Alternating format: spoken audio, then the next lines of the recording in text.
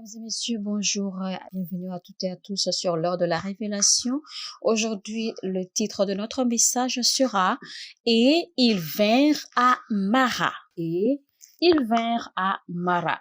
Et notre lecture biblique sera tirée du livre de Exode chapitre 15 à partir du verset 23 jusqu'au verset 27. Alors, lisons. Ils arrivèrent à Mara.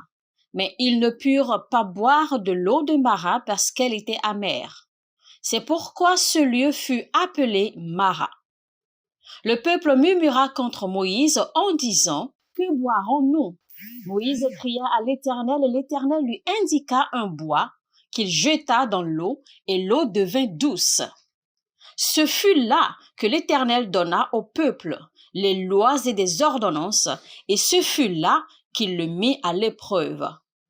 Il dit, « Si tu écoutes attentivement la voix de l'Éternel, ton Dieu, si tu fais ce qui est droit à ses yeux, si tu prêtes l'oreille à ses commandements, et si tu observes toutes ses lois, je ne te frapperai d'aucune des maladies dont j'ai frappé les Égyptiens, car je suis l'Éternel qui te guérit. » Ils arrivèrent à Élim, où il y avait 12 sources d'eau et 70 palmiers. Ils campèrent là, près de l'eau. Alors le verset que nous avons lu nous fait comprendre que le peuple d'Israël était en marche à la sortie du désert. Et Dieu Tout-Puissant était avec eux. Et le prophète était également avec eux. C'est alors qu'ils arrivèrent à un lieu nommé Mara. Et donc, à cet endroit appelé Mara, le peuple d'Israël avait besoin de subsistance. Mais voici que les eaux de Mara devinrent soudainement amères. Alors, quand ils crièrent à l'Éternel, moi j'espérais que Dieu réponde et que Dieu leur dise que l'eau ne sera pas seulement, que l'eau ne deviendra pas seulement douce. Mais Dieu leur a dit autre chose. L'Éternel dit alors, non seulement les eaux seront amères, mais je rajouterai à votre malheur des maladies. Maintenant, j'étais étonnée, je me suis posé cette question, je me suis dit, mais ces gens ne priaient pas pour la guérison, mais ils priaient plutôt pour avoir de l'eau potable à boire. Ils ne recherchaient pas des miracles, ils ne recherchaient pas la guérison de leurs maux. Alors au verset 23, il a parlé de l'eau qui était amère et au verset 26, l'Éternel a dit que si seulement tu suis mes voies, je ne te frapperai pas de ces maladies dont j'ai frappé l'Égypte. Mais ces gens ne réclamaient que de l'eau à boire. Mais pourquoi l'Éternel dit que je ne vous frapperai pas de maladie? Alors c'est une maladie que de voir un malheur qui frappe les gens du monde, frapper les justes, c'est-à-dire frapper les chrétiens aussi. C'est une maladie de voir une plaie qui frappe les gens du monde frapper également les chrétiens. C'est simplement pour dire que il est anormal que ceux qui touchent les païens touchent les chrétiens. Il est anormal que ceux qui affligent les païens, que ceux qui affligent les pécheurs affligent les justes. Vous savez, quand le peuple d'Israël avait de la manne à manger en abondance, ils étaient contents. Quand ils avaient toutes choses, ils avaient toutes les provisions nécessaires pour survivre, ils étaient contents. Mais voici venu le moment où l'Éternel a décidé de les éprouver. Vous devez retenir que Dieu n'éprouve pas les hommes avec les plaisirs, mais il éprouve les hommes avec les difficultés. Dieu éprouve les hommes avec les souffrances. Dieu utilise les événements, les difficultés, les problèmes de la vie pour éprouver les hommes. Il est écrit dans 1 Pierre 5, verset 10, « Après que vous aurez souffert pendant un temps, que le Dieu de toute grâce, qui vous a appelé en Jésus-Christ à sa gloire éternelle, vous perfectionnera lui-même, vous affermira, vous fortifiera, vous rendra inébranlable. » Et tout ceci seulement après que vous ayez souffert un peu de temps.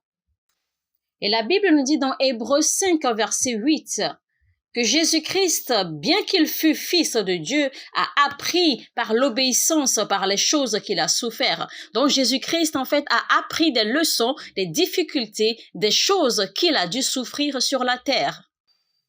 La Bible dit dans Acte 17, verset 3, qui expliquait et disait ceci: expliquant et établissant que le Christ devait souffrir. Donc Jésus-Christ devait souffrir, soulignez cela. Et la Bible dit maintenant dans Jacques 1, verset 2, verset 3, mes frères, regardez comme un sujet de joie complète les diverses épreuves auxquelles vous pouvez être exposés, sachant que l'épreuve de votre foi produit la patience. Dieu permettra que vous traversez des difficultés, que vous fassiez face à des problèmes pour vous éprouver afin de savoir qui vous êtes réellement. Et la Bible dit dans Juge 3, verset 1, « Voici les nations que l'Éternel laissa pour éprouver par elles Israël, tous ceux qui n'avaient pas connu les guerres de Canaan. Il voulait seulement que les générations des enfants d'Israël connussent et apprissent la guerre, ceux qui ne l'avaient pas connue auparavant. » La Bible dit dans Exode 13, verset 17, « Car Dieu ne le conduisit point par le chemin du pays des Philistins, quoique le plus proche. » Donc Dieu n'a pas voulu les faire passer par le chemin le plus proche parce que Dieu voulait qu'ils traversent, qu'ils fassent face à des difficultés. Alors retenez cette leçon. En tant que vrai croyant, comme un vrai chrétien, vous devez souffrir. Si réellement Dieu vous aime et que Dieu vous aime de façon particulière, vous devez souffrir, vous devez traverser des difficultés. En fait, ce n'est pas une prophétie de malheur, mais c'est plutôt une réalité très simple de la vie. Vous devez faire face à des persécutions, vous devez faire face à des difficultés, vous devez faire face à des tentations. Dieu a dit dans Philippiens 3, verset 8, « Et même je regarde toutes choses comme une perte. » Alors vous devez apprendre à arriver à ce stade de votre vie de chrétien où plus rien ne signifie rien pour vous. Il y a plus rien n'a d'importance, où plus rien ne vous afflige aisément.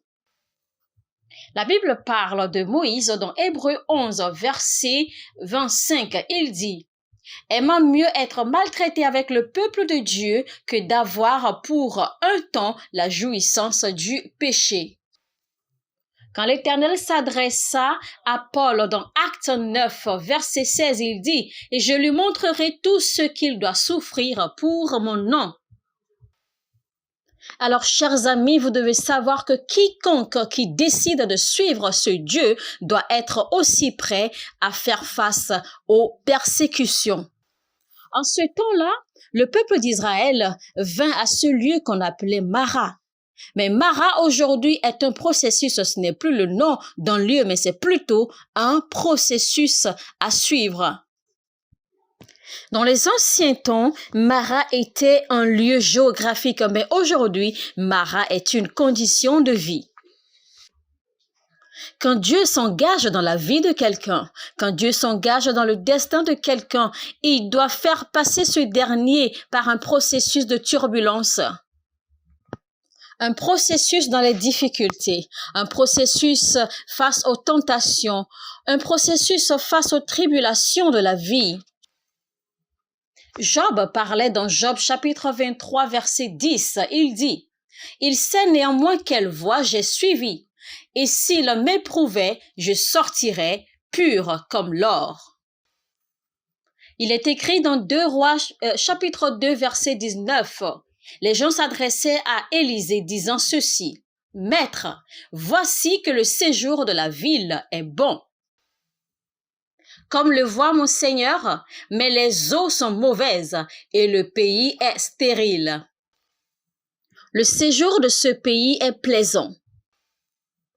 Mais voici que la terre de ce pays est stérile et les eaux sont souillées. Il n'y a pas d'eau potable. » Mais que signifie Mara dans la vie d'un être humain?